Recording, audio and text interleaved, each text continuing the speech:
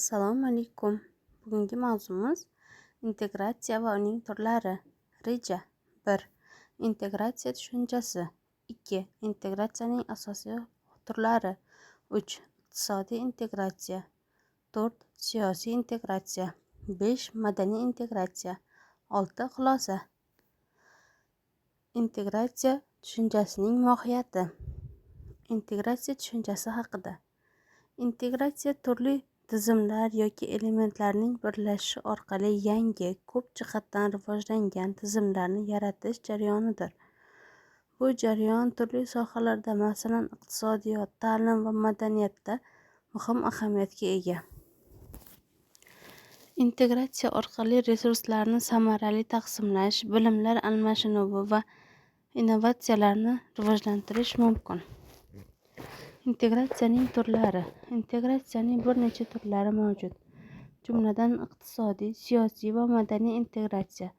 Iqtisodiy integratsiya davlatlar o'rtasida savdo va innovatsiyalarni oshirishga qaratilgan.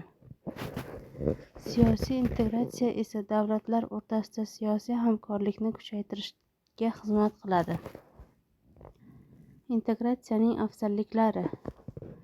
Integratsiya iqtisodiy o'sishni tezlashtirishga yordam beradi. Birgalikda ishlash orqali resurslardan samarali foydalanish xarajatlarni kamaytirish va raqobatbardoshlikni oshirish mumkin. Shuningdek, integratsiya bilimlar almashinuvi va tajriba o'rganish imkoniyatlarini yaratadi. Bu innovatsiyalar va yangi g'oyalarni rivojlantirishga olib keladi. Madaniy integratsiya xalqlar o'rtasida tushunishni va hamjihatlikni kuchaytiradi. Bu global muammolarni hal qilishda hamkorlikni rag'batlantiradi. Integratsiyaning asosiy turlari. Integratsiyaning turlari iqtisodiy, ijtimoiy va siyosiy sohalarda muhim ahamiyatga ega. Ular orasida iqtisodiy integratsiya, siyosiy integratsiya, madaniy integratsiya va ekologik integratsiya kabi turlar mavjud. Har bir turi o'ziga xos xususiyatlarga ega bo'lib, mamlakatlar o'rtasidagi hamkorlikni kuchaytiradi va rivojlantirishga yordam beradi. Iqtisodiy integratsiya. Mamlakatlar o'rtasida savdo, integratsiya va iqtisodiy faoliyatni boshqarish jarayonida. Bu jarayon orqali mamlakatlar o'zaro iqtisodiy manfaatlarni oshirishga intilishadi. Iqtisodiy integratsiya ko'plab shakllarga ega, jumladan erkin savdo zonalari va iqtisodiy ittifoqlar. Integratsiyaning boshqa turlari. Siyosiy integratsiya davlatlar o'rtasida siyosiy hamkorlikni o'rnatish jarayonidir. Bu jarayon xalqaro qonunchilik va tashkilotlar orqali amalga oshiriladi. Madaniy integratsiya esa turli mamlakatlar madaniyatlar o'rtasida o'zaro aloqalarni rivojlantirishni maqsad qiladi. Bu jarayon madaniy almashinuvlar va ta'lim dasturlari orqali amalga oshiriladi. Ekologik integratsiya esa atrof-muhit muammolarini hal qilish uchun mamlakatlar o'rtasida hamkorlikni kuchaytiradi. Bu jarayon global ekologik muammolarni hal qilishda muhim ahamiyatga ega. Iqtisodiy integratsiyaning turlari. Integratsiya turlari haqida qisqacha. Iqtisodiy integratsiya bir necha turga bo'linadi. Ular orasida bojxona ittifoqlari, umumiy bozorlar, iqtisodiy ittifoqlar va pul iqtisodiyotlari mavjud. Har bir tur o'ziga xos xususiyatlarga ega bo'lib, davlatlar o'rtasida iqtisodiy aloqalarni mustahkamlashga yordam beradi. Bu integratsiyalar iqtisodiy o'sishni tezlashtirish va resurslardan samarali foydalanishni ta'minlashda muhim rol o'ynaydi. Iqtisodiy integratsiyaning asosiy turlari. Bojxona ittifoqi davlatlar o'rtasida tovarlar va xizmatlar erkin harakatini ta'minlaydigan tizimdir. Umumiy bozor esa ishchi kuchi va kapital harakatlarini ham o'z ichiga oladi. Iqtisodiy ittifoqlar ko'proq iqtisodiy siyosatni birlashtirishga qaratilgan bo'lsa, pul ittifoqlari umumiy valyuta yaratadi. Integratsiyaning afzalliklari va muammolari. Integratsiya jarayoni davlatlar o'rtasida iqtisodiy o'zaro bog'liqlikni kuchaytiradi. Bu esa iqtisodiy o'sishni tezlashtiradi. Biroq bu jarayonlar ham o'z muammolarini chiqarishi mumkin. Masalan, mahalliy ishlab chiqaruvchilarni raqobatga duchor qilishi,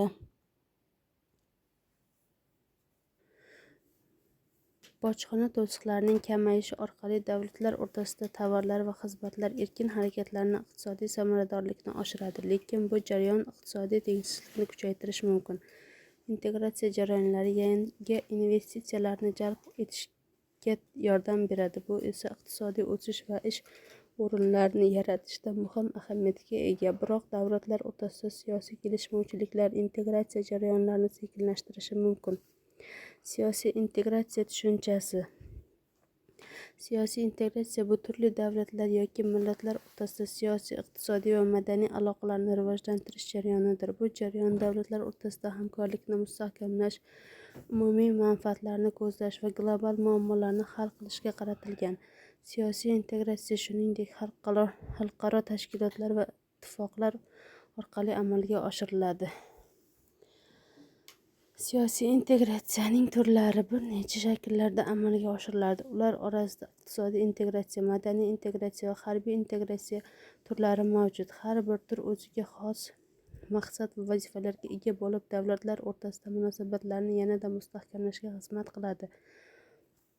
Siyosiy integratsiyaning ahamiyati. Siyosiy integratsiya davlatlar o'rtasida barqarorlikni ta'minlashda muhim rol o'ynaydi. U xalqaro munosabatlarni mustahkamlash va global xavfsizlikni oshirishga yordam beradi. Shuningdek, siyosiy integratsiya iqtisodiy rivojlanishni rag'batlantiradi, chunki davlatlar o'rtasida iqtisodiy aloqalar kuchayadi va investitsiyalar o'sadi.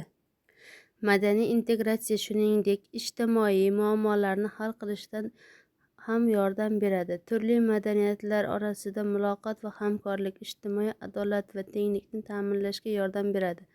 Bu jarayon jamiyatda bir-birini tushunish va hurmat qilishni oshiradi. Integratsiyaning turlari shakllarda mavjud. Masalan, iqtisodiy, siyosiy, madaniy integratsiya turlariga bo'linadi.